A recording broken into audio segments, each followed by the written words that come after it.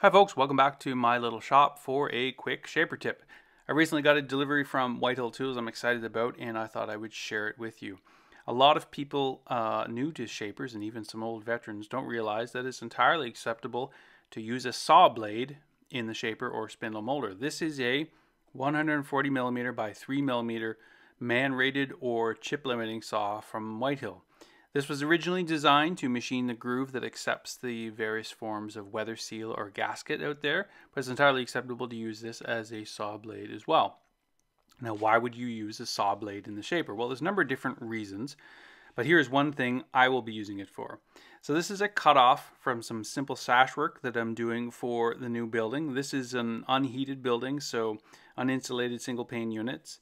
So the glass goes there and the putty or the glazing bead goes there to hold the glass in. Now, machining this with basic Whitehall tooling is very simple because they've designed limiter knives and tooling to work seamlessly when stacked with their rebate blocks to machine the profile and the rebate at the same time. And you can always have custom knives made to give you a different rebate depth.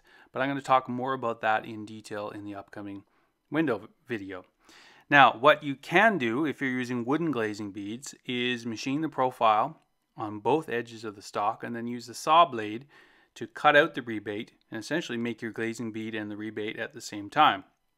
Yes, this is 2 passes the cost of shapers, so why would you do this? Well, if these are stained grade windows, in other words not painted, you may be concerned about continuity for color, but also grain. So if the glazing bead material that is used is actually what came from the stock originally, then your match is pretty well guaranteed. Also, you won't have to machine a very small piece of material to produce the glazing bead separately. However, this process requires some special techniques to ensure that this glazing bead does not become a missile when it's released from the stock.